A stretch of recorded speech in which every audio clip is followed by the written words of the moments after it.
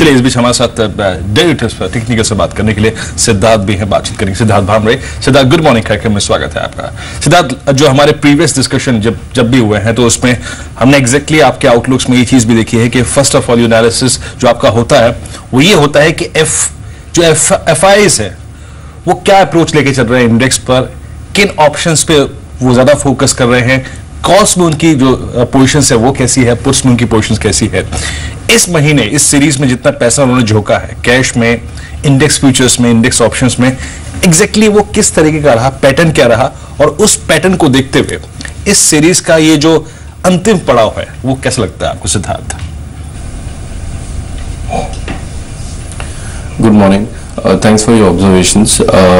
जैसे हम पहले भी बात कर रहे थे फेब सीरीज के एंड में भी कि जब मार्केट जब करेक्ट हो रहे थे तो FIs की इंडेक्स फ्यूचर्स में शॉर्ट पोजीशंस नहीं बन रही थी, और जब ऐसा हुआ है कि इंडेक्स फ्यूचर्स में उनकी अगर शॉर्ट पोजीशंस नहीं बनी है तो फॉल बड़े नहीं होते हैं। Same with the upside market कि अगर इंडेक्स फ्यूचर्स में अगर वो लॉन्ग नहीं जा रहे हैं तो एक बड़े अपसाइड मूव्स नहीं आते हैं। लेकिन मार्च सीरीज में आफ्टर बजट हमने देखा है कि एग्रेसिव इंडेक्स फ्यूचर्स की लॉन्ग पोजीशंस बनी है, not just in Nifty but also in bank Nifty. और हमने देखा है कि ये साथ ही साथ पुट ऑप्शंस बाय कर रहे हैं। पहले इन्होंने एग्रेसिवली 71, 7200 के पुट ऑप्शंस बाय किए थे। इनफैक्ट 2 दिन में 8000 करोड़ के आसपास का बाय फिगर आया था इंडेक्स ऑप्शंस में FIs का। बिल्कुल। First we were thinking that इतना high quantum of index options buy किया है and that too mainly put options, तो may be it might be negative. लेकिन साथ ही साथ इन्होंने अपनी इंडेक्स फ्यूचर्स की जो बाइंग की जो पोजीशंस है वो क्वांटम उन्होंने बढ़ाना स्टार्ट कर दिया है। और historically it has been seen that जब FIs ने इंडेक्स फ्यूचर्स लॉन्ग किए और उसे हेज करने के लिए पुट ऑप्शंस बाय किए हैं तब मार्केट में एक बड़ी रैली आई है। और अब हम देख रहे हैं कि ये जो रैली है ये कंटिन्यूएशन हो रही है। It is very easy to say now कि 77-7750 is quite likely। मुझे नहीं लगता कि ये मार्केट में किसी को ऐसा सोचना चाहिए कि अब मार्केट काफी बढ़ गया है, अब यहाँ से ज्यादा स्कोप नहीं है इसलिए मैं शॉर्ट पोजीशंस बनाना चाहूंगा। अपार्ट फ्रॉम FIs ऑब्जर्वेशन, दूसरा ऑब्जर्वेशन ये है कि अभी भी सिस्टम में थोड़ी बहुत शॉर्ट पोजीशंस है, और खास करके ऑप्शन सेगमेंट में आप देखोगे कि despite market being about 7500, 7600 now, 75 और 7600 के कॉल्स में काफी सारे अभी भी बिल्टअप है। एंड ट्रस्ट में this is more of short positions by people who are not expecting markets to go above 7500, 7600। So my suggestion is that not to short this market. If you have long position, continue to hold on to your long positions. We are heading towards 77, 7750. वहाँ पे एक fresh call ले सकते हैं market का। जी Siddharth, 2 sectors, एक तो metals जहां पर लगातार खरीदारी हो रही है, ट्रेडर्स लॉन्ग पोजीशंस बना रहे हैं सभी स्टॉक्स पर, चाहे वेदांता हो, हिंडाल्को हो, तो इन स्टॉक्स पर अभी स्ट्रेटेजी क्या रखनी चाहिए। और दूसरा सीमेंट पैक जहां पर हमने पोस्ट बजट काफी बाइंग इंटरेस्ट में मौजूद होते हुए देखे हैं, अल्ट्राटेक, ACC, अंबुजा, कुछ छोटे नामों में भी हमने काफी अच्छी खरीदारी देखी है। लेकिन अगर इन दोनों ही पॉकेट से एक स्टॉक पिक करना हो तो सबसे बेस्ट प्लेयर्स आपको कौन से 2 शेयर्स लगते हैं?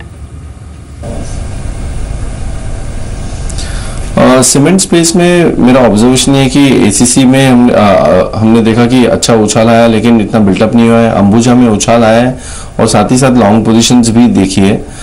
मैं इतना ऑप्टिमिस्टिक नहीं हूँ, हालांकि 2 हफ्ते पहले ऐसा लग रहा था कि इसमें ज्यादा डाउनसाइड नहीं है, तो वो प्ले आउट हो चुका है कि एक स्ट्रॉन्ग अपसाइड मूव आया है। लेकिन क्या ये कंटिन्यू रहेगा? I have my doubts on it.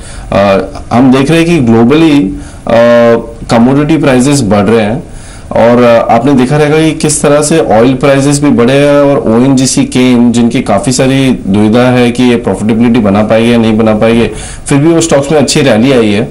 Metal stocks में जस्ट अभी स्टार्ट हुई है रैली, तो मुझे लगता है कि अभी भी स्कोप है। और मैं खास करके एल्यूमिनियम और जिंक टाइप ऑफ मेटल्स की बात कर रहा हूँ, स्टील की नहीं। मुझे लगता है कि हिंडाल्को में यहाँ से और थोड़ी तेजी बन सकती है।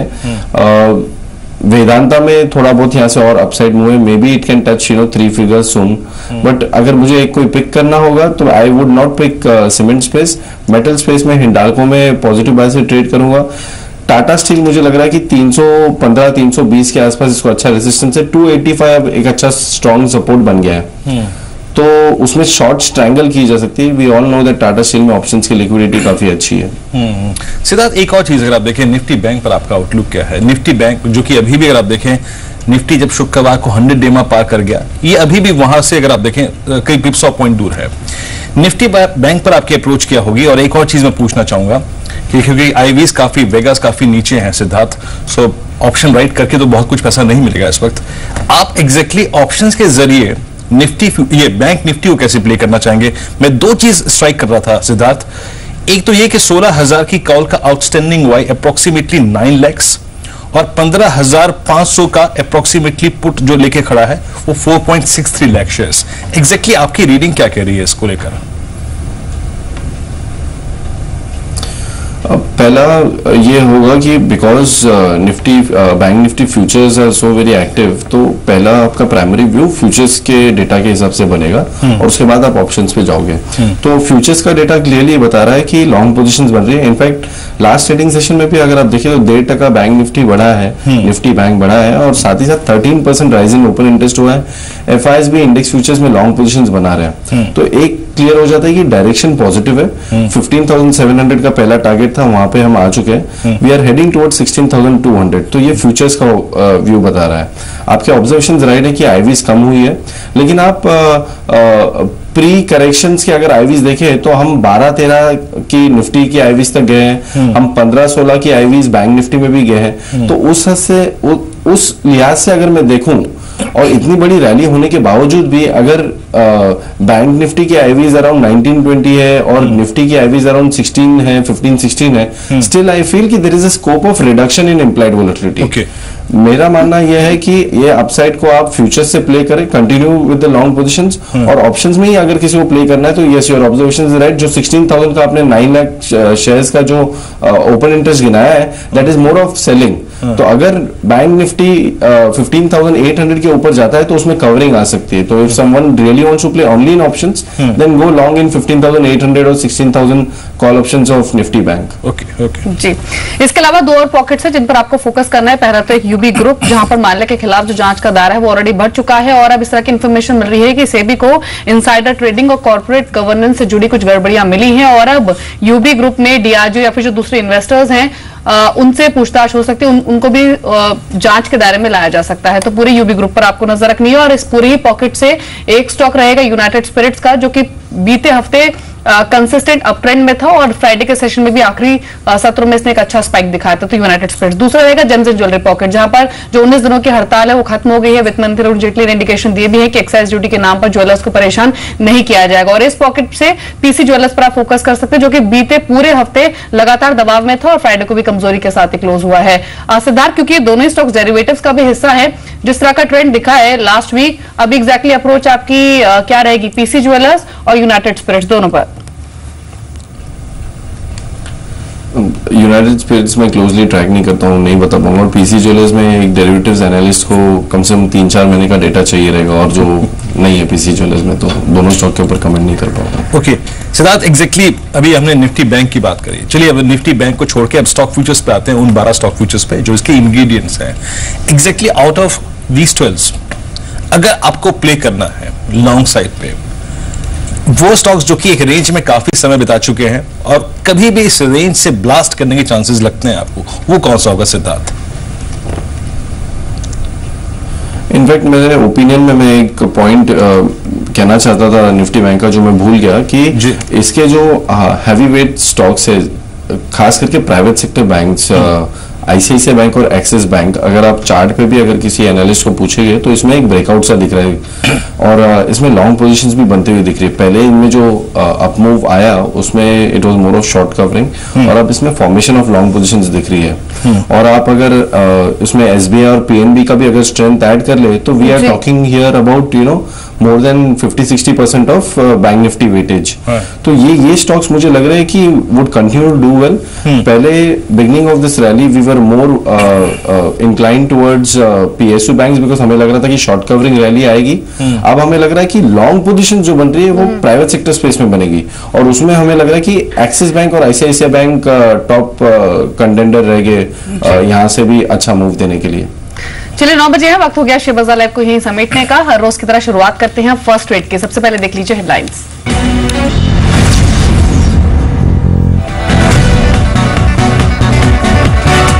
नमस्कार, आप देख रहे हैं फर्स्ट एड दिल्ली स्टूडियो से। मैं हूं हीर भाटिया। मैं हूं वीरेंद्र कुमार। फर्स्ट एड की शुरुआत करते हैं, लेकिन फर्स्ट एड की शुरुआत में एक बार फिर से संभावनाओं, उम्मीदों और कुछ अच्छी बातों का जिक्र एक बार फिर से करते हैं। मेरे साथ है। मेरे मैच देखा आपने और शुक्रवार को क्लोजिंग बात कर रहे थे इसकी, वो सपोर्ट हमारी ऐतिहासिक जीत का बरकरार है। वर्ल्ड कप में हम कभी पाकिस्तान से हारे नहीं। बिल्कुल बिल्कुल बिल्कुल। सबसे अच्छा क्या लगा उस मैच में? दो चीज अगर मैं पूछूं। ऑब्वियसली विराट कोहली, मुझे तो विराट कोहली अच्छा लगा और मैं you can take away from him. जिस तरह से उन्होंने पारी खेली और शुरुआत में जिस तरह से हमारी पारी क्रम्बल हुई, उसके बावजूद वो दिखाता है एक प्लेयर का कैरेक्टर। जैसे मार्केट में कई हैवी वेट स्टॉक होते हैं जो चाहे कुछ भी हो मार्केट में, लेकिन अपना जलवा दिखाते हैं। आई थिंक वो है। चलिए इंडिकेटिव एक्शन पे नजर डालते हैं। एग्जैक्टली इंडिकेटिव एक्शन क्या कर रहा है आपकी स्क्रीन पर? करीब 28 अंक नीचे, निफ्टी करीब 7572 के स्तर पे लगभग 24 अंकों पर सेंसेक्स और एसीसी अगर आप देखें तेज है यहाँ पर। राष्ट्रीय लगभग 2 रुपए ऊपर कारोबार कर रहा है। इस बीच अगर आप देखें रुपया करीब 6646 की ट्रेजेक्टरी में खुला है। 6650 के अगेंस्ट अगर आप देखें 58 के अगेंस्ट लगभग 6845। तो यहाँ पे शुरुआती कारोबार में अगर आप देखें एक मजबूती दिखाई दे रही है 72 रुपए में। रुपए के फैक्टर को छोड़ के आगे बढ़ता हूँ क्योंकि बहुत बड़ी अगर आप देखें फ्रैक्शन के साथ कोई ओपनिंग नहीं हुई है। मारुति सुजुकी आपकी स्क्रीन पर तेज है। रिलायंस लगभग 7 रुपए 80 पैसे ऊपर। केन थोड़ा सा बैक फुट पे खड़ा है 153 के स्तर पे। टाटा मोटर्स 367 के स्तर पे। तो ओवरऑल अगर आप देखें अभी क्लियर मैंडेट आपको इंडिकेटिव एक्शन नहीं दे रहा है। और आपकी स्क्रीन पर आप देखें सिप्ला ये करीब 2 रुपए पर 530 के स्तर पे और हीरो मोटो का 13 रुपए नीचे। मेहर जी बिल्कुल। चलिए इस बीच साक्षी हमारे साथ जुड़ी हैं, उनसे ये जान लेते हैं कि ब्रोकरेज हाउसेस का व्यू क्या है। साक्षी, मॉर्निंग टू यू, बताइए। Good morning Mir. शुरुआत करेंगे सीएलएसए की रिपोर्ट के साथ। पीएसयू बैंकों पर इन्होंने रिपोर्ट जारी की है। उनका मानना है कि पीएसयू बैंकों में जो ग्रोथ है उसकी वजह से आगे जाते हुए प्राइवेट बैंकों पे की ग्रोथ में एक दबाव देखने को मिल सकता है। आगे जाते हुए अगर 1% की ग्रोथ पीएसयू बैंकों में देखने को मिलती है तो प्राइवेट बैंकिंग स्पेस में ग्रोथ में 3% तक की गिरावट देखने को मिल सकती है। साथ ही लीनियंट कैपिटल एडिक्वेसी नॉर्म्स से शॉर्ट टर्म में काफी फायदा होते हुए नजर आएगा इस पूरी स्पेस में। और आसान कैपिटल एडिक्वेसी नॉर्म से पीएसयू बैंकों की जो ग्रोथ है स्पेशली वहां पर एक फायदा होते हुए नजर आएगा। जेपी मॉर्गन ने जो रिपोर्ट निकाली है एविएशन स्पेस से इंटरग्लोब एविएशन पर निकाली है। उन्होंने अपनी कवरेज में डाला है इंडिगो को और साथ ही ओवरवेट रेटिंग दी है। लक्ष्य दिया है 950 का। उनका मानना है कि एयरबस न्यू की जो डिलीवरी थी उसकी जो भी कंसर्न्स थी वो एड्रेस होते हुए नजर आ रही है। एक पॉजिटिव ट्रिगर है। साथ ही इस क्रेडिट स्विस की जो रिपोर्ट है आईटीसी पर जारी हुई है और परफॉर्म की रेटिंग उन्होंने बरकरार रखी है। कई राज्यों में वैट ना लगने की वजह से यहां पर फायदा होते हुए नजर आएगा। FY17 में वैट की जो बढ़त है वो पिछले 5 सालों में सबसे कम रही है, जो कि एक पॉजिटिव पॉइंट है। साथ ही शेयर की अभी वैल्यूएशन काफी अट्रैक्टिव है, ऐसा क्रेडिट स्विस मानता है। आखिरी रिपोर्ट जो है यूबीएस की है सन फार्मा के ऊपर। यहां पर खरीदारी की सलाह वो बरकरार रख रहे हैं। लक्ष्य दिया 1090 का। साथ ही उनका मानना है कि हलूल की जो दिक्कतें हैं वो भी थोड़े टाइम तक जारी रहेंगी, लेकिन जिस तरीके से कंसर्न्स बनी हुई थी क्रिटिकल उस तरीके से अब नहीं है यहाँ पर कंसर्न्स।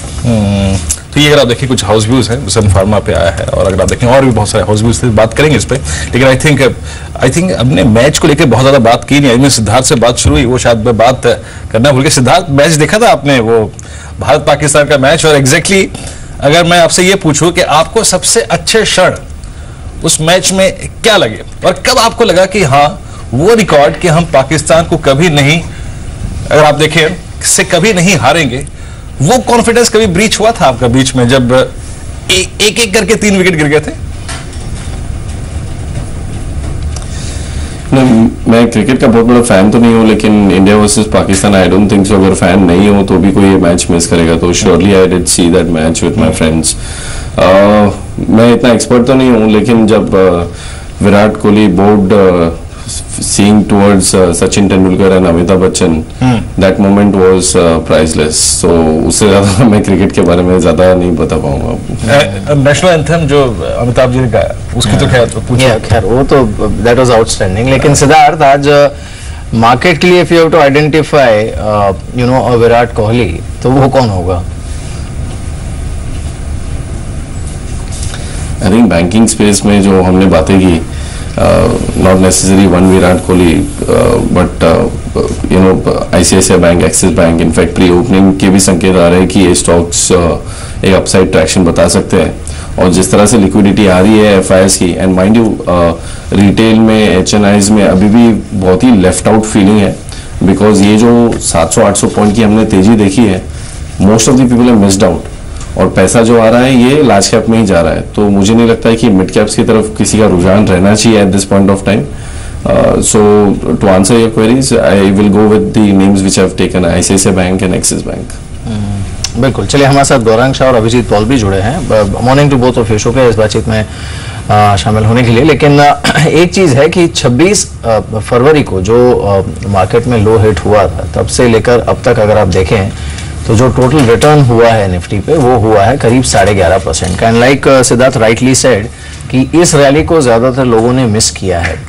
गौरांग, उनके लिए अब स्ट्रैटेजी क्या होनी चाहिए? बिकॉज वो तो चलिए एटलीस्ट जो इनिशियल 10-11% का गेन था वो तो निकल ही गया हाथ से लोगों के।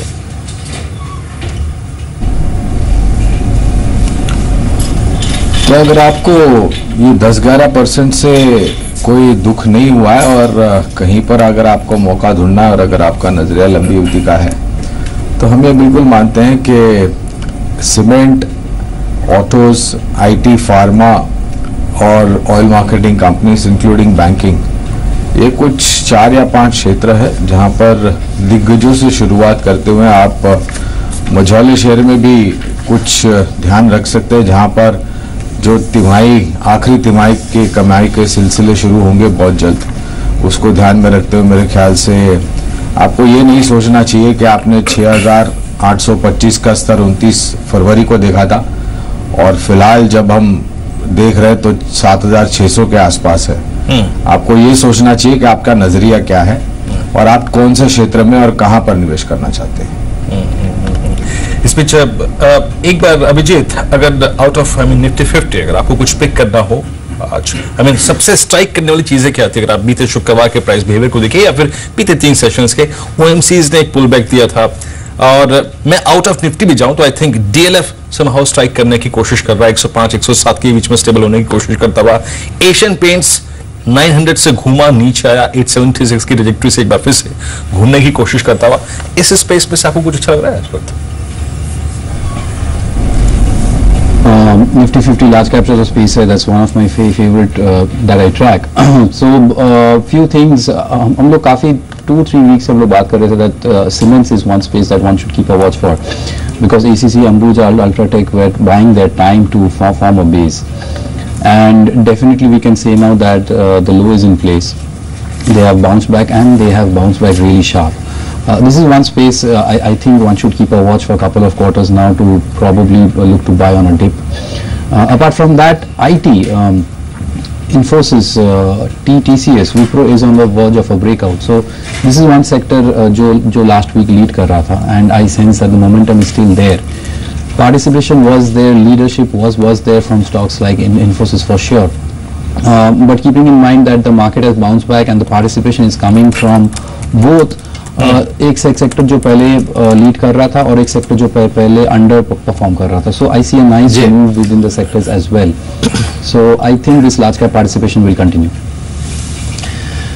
ऑलराइट, इस बीच ये जो मौसम है वीरेंद्र, इसकी हम पिछले हफ्ते भी बात कर रहे थे, वो बड़ा रोचक है। आमतौर पे जनवरी से मार्च का जो पीरियड होता है वो एयर कंडीशनिंग कंपनीज के लिए कोई खास अच्छा नहीं होता है, लेकिन इस बार अच्छा साबित हुआ है और इसकी खास वजह यह है कि जनवरी से मार्च में ही गर्मी काफी बढ़ी और उसके साथ साथ बिक्री भी बढ़ी। अंचल है हमारे साथ।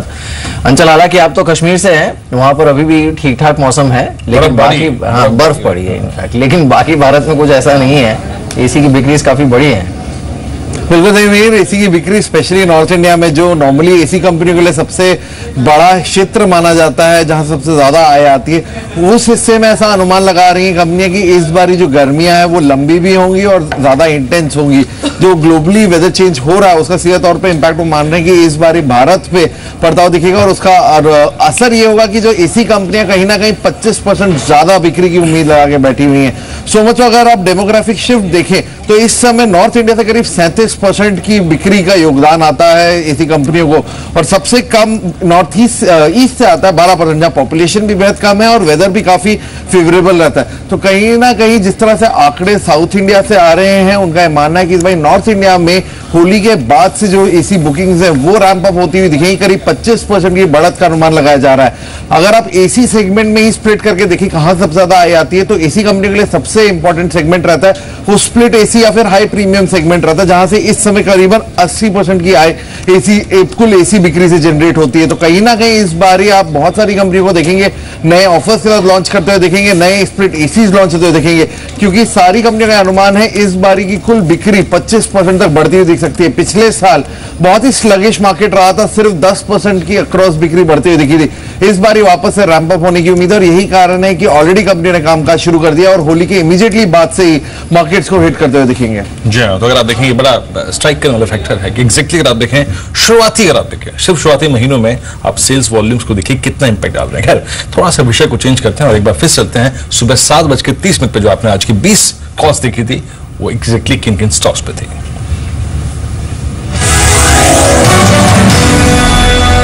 मेरी तरफ से जो 10 शेयर खरीदारी के बताया गया, फटाफट मैं आपको बता दूं। इब्का लैब में आज के ट्रेड में मैंने खरीदारी करने की सलाह दी। वजह यह है कि लगातार 10 दिनों गिरावट के बाद शेयर में आवरली चार्ट पे एक मजबूत पुलबैक है। आज तेजी थोड़ी देखने को मिल सकती है। 570 रुपए का आपको इसमें लक्ष्य रखना होगा। रूसी डेकोर में खरीदारी करने की सलाह कुछ एक इंपॉर्टेंट लेवल पे है जहां से पहले भी पुलबैक किया और आज भी पुलबैक देखने को मिल सकता है। 207 रुपए के स्ट्रिक्ट स्टॉप लॉस के साथ खरीदारी कीजिए। 216 रुपए का आपको लक्ष्य रखना होगा। फिनोलेक्स इंडस्ट्रीज में खरीदारी करने की सलाह होगी। बाजार में कुछ एक ऐसे शो में अच्छी खरीदारी देखने को मिली पे ट्रेड करा और फिनोलेक्स इंडस्ट्री एक ऐसी ही कंपनी है। 385 रुपए के लक्ष्य के साथ खरीदारी करने की सलाह होगी। अरबिंदो फार्मा में खरीदारी कीजिए। यूएस एफडीए की तरफ से इनकी एक दवा को मंजूरी मिली है। पॉजिटिव ट्रिगर बहुत ज्यादा पिट चुका है शेयर। अच्छी खबरों का असर पॉजिटिव देखने को मिल सकता है। 750 रुपए के लक्ष्य के साथ खरीदारी करने की सलाह होगी। थिरुमलाई केमिकल में खरीदारी कीजिए। 186 रुपए का लक्ष्य होगा। इसके अलावा आज के ट्रेड में फर्स्ट सोर्स में खरीदारी करके चल सकते हैं। इन्फीबीम का आज आईपीओ खुल रहा है। ये कंपनी भी केपीओ बीपीओ कारोबार से है। एक पुलबैक रैली देखने को मिल सकती है। 35 रुपए 50 पैसे का लक्ष्य रखना होगा। सिम्फनी में खरीदारी करने की सलाह होगी। 2530 रुपए के लक्ष्य के साथ आप खरीदारी करके चल सकते हैं। इन्फोसिस कहा जाए ऑल टाइम हाई पे क्लोज होता हुआ दिखा है शेयर। लास्ट सप्ताह में आज मजबूती देखने को मिल सकती है। अप्रैल के फर्स्ट वीक के नंबर्स आने शुरू होंगे। 1215 रुपए का आपको टारगेट रखना होगा। एसकेएस माइक्रो फाइनेंस में खरीदारी कीजिए। कुछ पॉजिटिव खबर, असर पॉजिटिव देखने को मिल सकता है। 535 रुपए का लक्ष्य। और सुपरहिट शेयर के तौर पर आज के लिए ट्रेड में मैंने मार्क्सन्स फार्मा को उतारा। खरीदारी करने की सलाह होगी। वैनगार्ड ने कंपनी में कुछ हिस्सेदारी खरीदी है। करीब उन्होंने 23.5 लाख शेयर खरीदे हैं। आज कुछ छाल देखने को मिल सकता है। 54 रुपए का लक्ष्य होगा, लेकिन 48 रुपए का इसमें स्ट्रिक्ट स्टॉप लॉस लगाना है। 10 के 10 मेरे भी शेयर्स खरीदारी के पोर्टफोलियो में है और शुरुआत मैंने सीएट के साथ की है। सीएट में काफी स्ट्रांगली मोमेंटम बन सकता है और टायर स्टॉक्स एक्टिव हो सकते हैं। पिछले सत्र में काफी अच्छी कमाई हुई थी टायर स्टॉक से। आज के लिए 1145 का टारगेट। टाटा एलेक्सा अभी तक नहीं चला, लेकिन अब आईटी स्टॉक्स मोमेंटम काफी स्ट्रांग है जो टाटा एलेक्सा को 1950 तक के जोन तक आज ले जा सकता है। इस पर बेट लगाई जा सकती है। शिपिंग कॉर्पोरेशन ऑफ इंडिया 68.7 का टारगेट, 65 का स्टॉप लॉस। भारत फोर्ज बतौर ईपीएस शेयर मैंने शामिल किया है। आज के लिए 866 का टारगेट और 846 का स्टॉप लॉस। शुक्रवार सत्र में जबरदस्त क्लोजिंग ये स्टॉक करता हुआ नजर आया था। भारत फोर्ज को अपने पोर्टफोलियो में शामिल करें, बेहतर रिटर्न्स के चांसेस हैं। गोदरेज प्रॉपर्टीज पे आज के लिए 292 का टारगेट, 282 का एक स्टॉप लॉस लगाना होगा। एक्सेल फ्रंटलाइन इस पे बेट करें। 54.95 के टारगेट के लिए एक्सेल फ्रंटलाइन को अपने पोर्टफोलियो में शामिल कर सकते हैं। प्रोमोटर्स पे सेबी ने बैन हटाया है और ये एक पॉजिटिव ट्रिगर है जो आज सर्किट तक पहुंचा सकता है। 5% अपर सर्किट लिमिट है स्टॉक की। इसके अलावा Taj GVK, hotel stocks, airline stocks active हो सकते हैं। छुट्टियों का सीजन आने वाला है, उससे पहले कहीं ना कहीं ये स्टॉक जो है ये काफी अट्रैक्टिव हो सकते हैं। ताज जीवीके 76 का टारगेट, कोलगेट और साथ साथ प्रेस्टीज एस्टेट्स दोनों स्टॉक पे पॉजिटिव राय है। आज के लिए खरीदारी कर सकते हैं। और बतौर सुपर हिट शेयर मैंने शामिल किया है कावेरी सीड। आज के लिए टारगेट है 415, stop loss 401।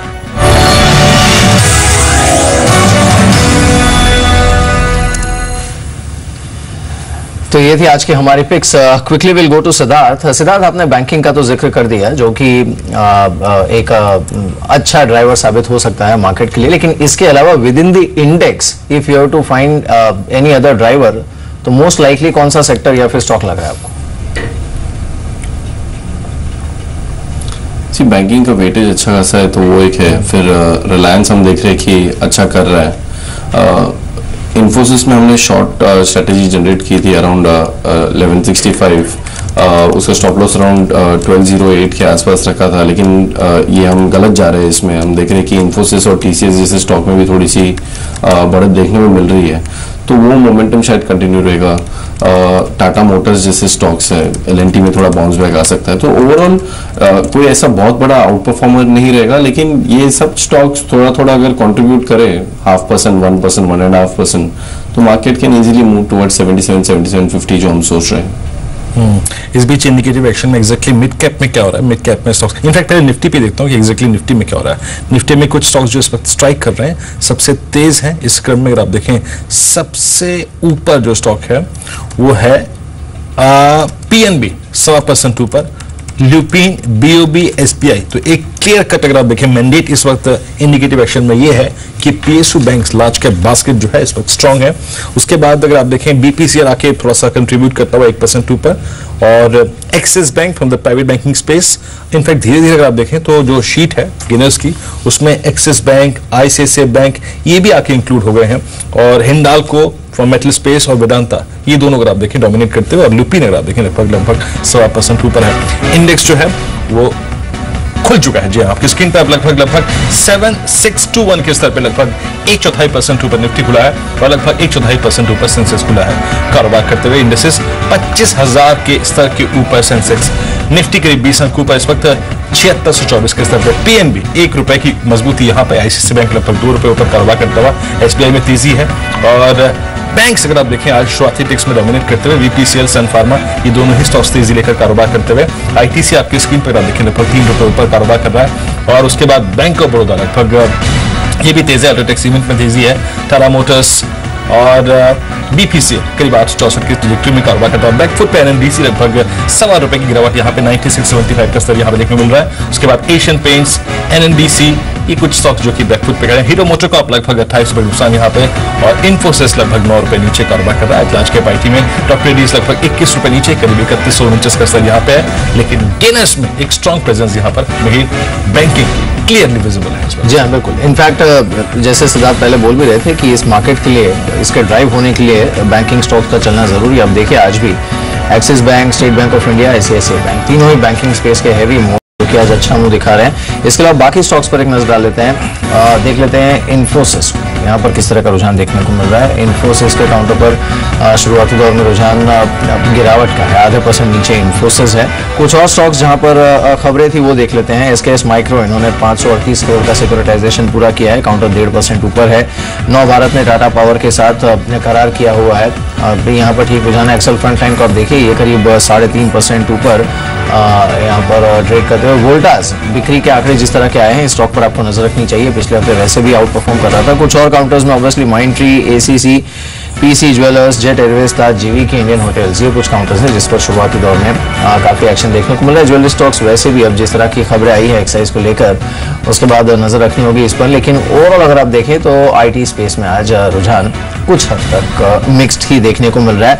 Mid cap stocks को एक बार देख लेते हैं। अगर आप मिड कैप इंडेक्स को देखेंगे ये करीब 42 पॉइंट्स ऊपर इस समय ट्रेड करते हुए, और यहाँ पर देख लेते हैं स्टॉक ऑफ द डे का रुझान इस समय कैसा है। टारगेट हिट हुआ है स्टॉक ऑफ द डे जो हमने बाजार खुलने से पहले रेकमेंड किया था, मेनन बेयरिंग्स, इस पर टारगेट हिट हुआ है, और 64.50 पर इस समय ट्रेड करते हुए यानी 15% ऊपर स्टॉक ऑफ द डे इस समय यहाँ पर ट्रेड कर रहा है। 67 रुपए का टारगेट यहाँ पर दिया गया था, और 62 रुपए का टारगेट दिया गया था यहाँ पर, और काउंटर फिलहाल 64.50 पर ट्रेड करते हुए, यानी जो टारगेट दिया था उससे सरपास करके उसके ऊपर ये समय ट्रेड कर रहा है। कुछ और स्टॉक्स को देख लेते हैं। मिड कैप के हेवी मूव्स में आप देखिए परसिस्टेंट सिस्टम्स को, ये काउंटर इस समय 9.5% ऊपर ट्रेड कर रहा है।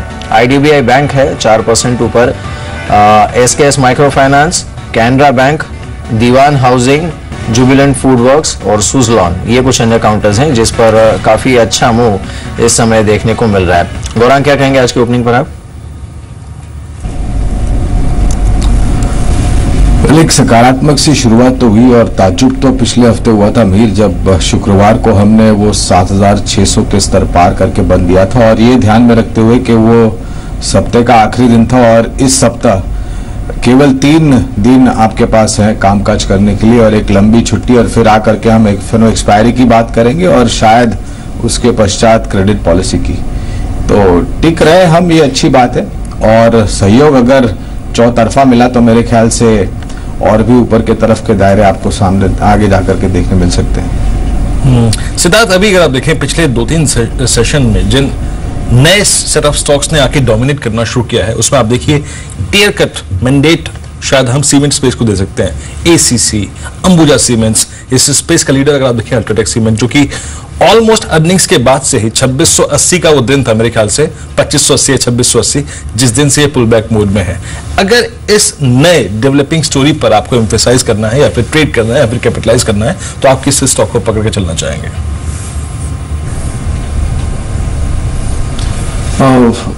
आप अगर मूव्स देखेंगे तो अच्छे खासे मूव्स ऑलरेडी आ चुके हैं and I am missed out on those moves. I was not negative anyways cement space पे. और जनरली मैं ऐसा ट्रेडर हूँ कि अगर एक स्टॉक में अगर बहुत बड़ा मूव आ जाता है तो then I am missed out, so I will not concentrate on दो स्टॉक्स.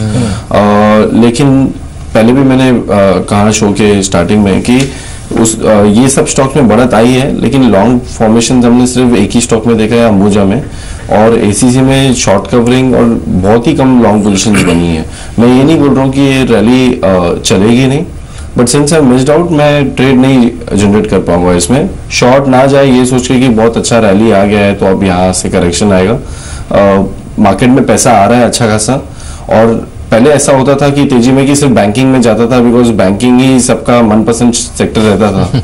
लेकिन अब वैसा नहीं है, अलग अलग सेक्टर्स में पैसा जाएगा, और वही हम देख रहे हैं कि उस तरह से सीमेंट स्पेस में भी मेरे ख्याल से एफआईएस की अच्छी बाइंग हो रही है, और दैट्स द रीजन इतना मोमेंटम है.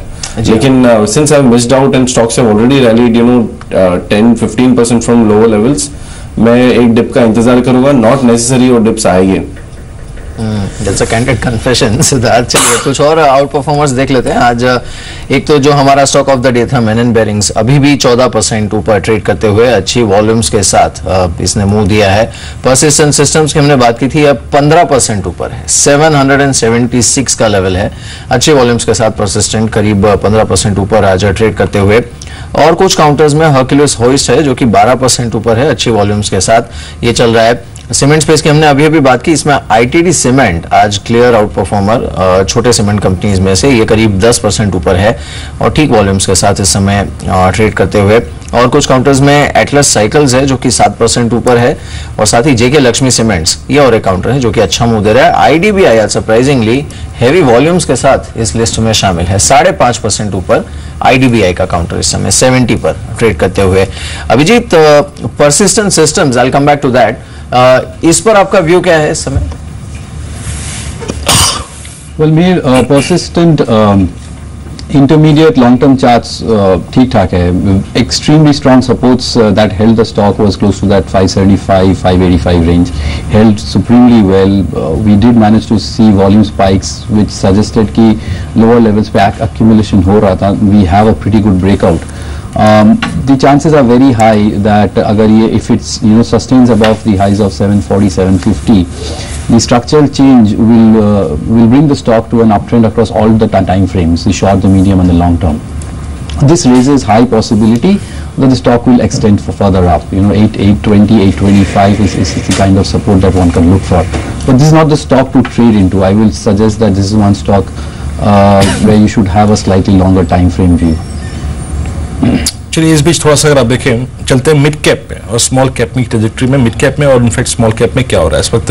पहले अगर मैं सिर्फ मिड कैप की बात करूं तो यहाँ पे एडलब्स एंटरटेनमेंट, ये स्टॉक लगभग 3% ऊपर कारोबार कर रहा है, अच्छी तेजी लिए हुए, मुंह काफी शार्प है यहाँ पे. अपार इंडस्ट्रीज ये का स्टॉक 2% ऊपर है. बजाज इलेक्ट्रिकल्स वही कंज्यूमर ड्यूरेबल स्पेस में 197 की ट्रेजेक्टरी में, इसमें भी एक पुल बैक है, अच्छा पुल बैक, और इनफैक्ट ये पुल बैक काफी समय से कंटिन्यू होता हुआ देखा है. बिरला कॉर्प लगभग 2.5% ऊपर है. उसके बाद corporation bank with in the mid cap basket 2.5% ऊपर 3980 के स्तर पे कारोबार कर रहा है. ड्रेजिंग कॉर्पोरेशन लगभग 16 रुपए ऊपर. सरकारी कंपनियों के समूह में अगर आप देखें तो यहाँ पर थोड़ी तेजी देखने मिल रही है. और फिनोलेक्स केबल्स ये तेज है, और डेरिवेटिव्स का पार्ट जो है नहीं इसमें से, तो अभी मेरे को कोई स्ट्राइक कर नहीं रहा है मिड कैप में. और एक जीएसपीएल को देखिए, ये स्टॉक लगभग 135 के स्तर पे 1.5% ऊपर कारोबार कर रहा है. और एक गुजरात फ्लोरो ये स्टॉक और इसमें जिसमें तेजी है.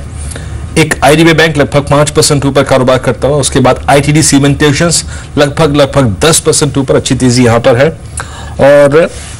और कोई खास स्टॉक अगर आप देखें जिसकी डेरिवेटिव्स में अगर आप देखें जो शामिल हो जिसमें बहुत अच्छी तेजी हो, स्ट्राइक नहीं. आई थिंक एक स्टॉक पे मैं आपकी राय लेना चाहूंगा सिद्धार्थ, LIC हाउसिंग फाइनेंस 465 पे, ये काफी समय से, और इनफैक्ट इस पूरी सीरीज में 440 से लेकर 465 की ट्रेजेक्टरी के बीच में हमने कंसोलिडेट होते हुए देखा है. मेरे को याद है फरवरी सीरीज का वो एंड टाइम जब ये स्टॉक 380 390 की ट्रेजेक्टरी से जंप करके इस ट्रेजेक्टरी में आया था. अभी क्या फाइनली ये 465 470 की ट्रेजेक्टरी के बाहर निकलने के संकेत दे रहा है आपको?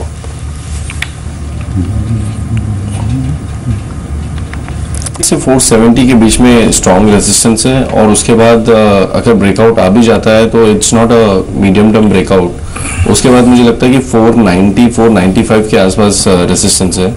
I am not so bullish on housing finance companies. You will see in market nobody is buying houses these days. मुझे नहीं लगता कि इसमें बहुत एक स्ट्रॉन्ग बाइंग आएगा। नाइदर एफएनओ स्पेस में हम इसमें बहुत लॉन्ग पोजीशंस बनते हुए दिख रहे हैं। तो both from medium term and from short term perspective I think अगर फाइनेंशियल स्पेस में अगर किसी को एक्सपोजर लेना है तो at risk of repeating my self private sector banks better लग रहे हैं rather than housing finance companies. So certainly I won't go long in LIC housing finance. बिल्कुल। इस बीच गौरांग, आज के जो आउट परफॉर्मर्स है निफ्टी के, इसमें आप देखिए सन फार्मा भी शामिल है, लेकिन ओवरऑल फार्मा के लिए जो पिछला पूरा हफ्ता है वो थोड़ा भूलने लायक ही रहा है। क्या पेन बाहर है पूरी तरह से फार्मा स्पेस में से? अब one will have to wait because Lupin तो अब भी दबाव में बना हुआ है।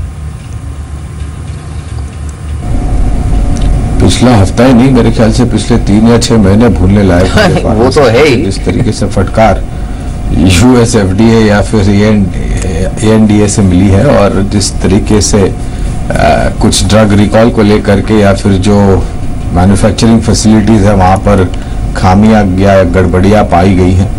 लेकिन हम ये मानते हैं कि जो कंपनियों पर हम बुनियादी तौर पर सकारात्मक सा रुझान लेकर के चलते हैं, वो मैनेजमेंट ऐसी है जो मेरे ख्याल से गड़बड़ियाँ होने के कारण भी उनके पास तजुर्बा है ये सब खामियों को दूर करने के लिए। और उसी नज़रिए से हमें डॉक्टर रेड्डीज, एक नाम जो आपने जिक्र किया, Sun Pharma, Lupin, Glenmark, Cipla, Aurobindo, Strides Shasun, Biocon और शिंजन, ये कुछ कंपनियां हैं जो हमारी पॉजिटिव कवरेज में है। जी, इस बीच निफ्टी पे एक बार फिर लौटता हूँ।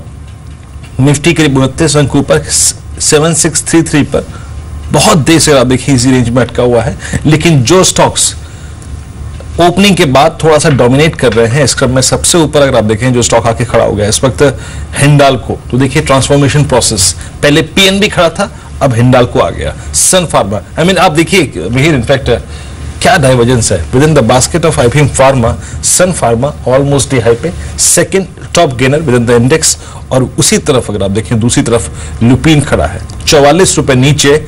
और इनफैक्ट आप याद रखिए अब ये CY15 के कैलेंडर वर्ष 2015 के लोवेस्ट लेवल्स, हालांकि इसने शुक्रवार को ही तोड़ दिए थे, लेकिन अब डिसाइसिवली उसके नीचे जाता हुआ, जी हाँ, ऑलमोस्ट जनवरी 2015 के लोस की तरफ जा रहा है। इनकी प्रॉब्लम भी बड़ी है जो शायद रिफ्लेक्ट कर रही है ल्यूपिन के लिए, और वही इसके प्राइस में भी रिफ्लेक्ट कर रही है। लेकिन ओवरऑल गौरांग ने जो एक चीज कही, आप आज भी ब्रेथ देखिए, ठीक है सन फार्मा आउट परफॉर्म कर रहा है, but if you look at the overall breadth pharma stocks की, मिड कैप और लार्ज कैप मिला के आप देखिए, वो अभी भी वीकनेस की तरफ ही है। And some of the good trading ideas, जहां पर पहले इनफैक्ट बाजार काफी बुलिश रहता था।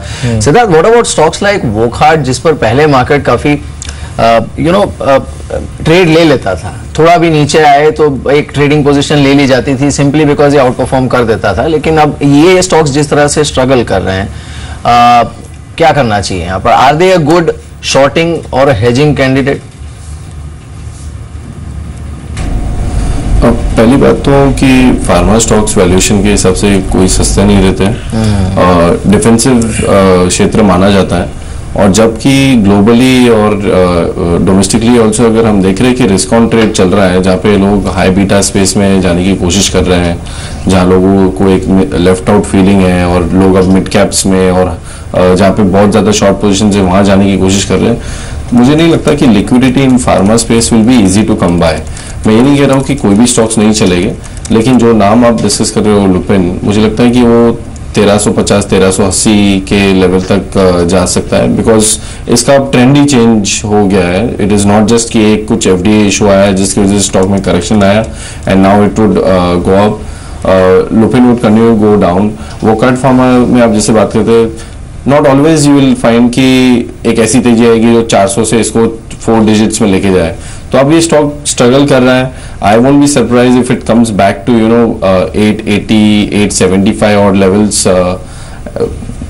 मैं पता नहीं वहां पे बाइंग करूंगा या नहीं करूंगा। और एक मैं लोगों को कहना चाहूंगा जनरली कि तेजी है मार्केट में, लेकिन बहुत बड़े बड़े ओपिनियंस नहीं बनाए। जैसे मंदी में कुछ लोग 6300 की बातें कर रहे थे, now they are forcefully talking about 8200। Take 1 week 2 week at a time rather than predicting very big moves in stocks or markets। वाकई अगर आप देखें ज्योतिष विद्या का इस्तेमाल थोड़ा सा कम ही करें बाजार में तो वो अच्छा है। चलिए बात करते हैं हमारे खास स्टॉक के, शेयर आपके बजट पे। सिद्धार्थ बहुत बहुत शुक्रिया, आप इस कार्यक्रम में शामिल हुए और सभी स्टॉक्स और इंडस्ट्रीज पे अपनी नजर रखी आपने।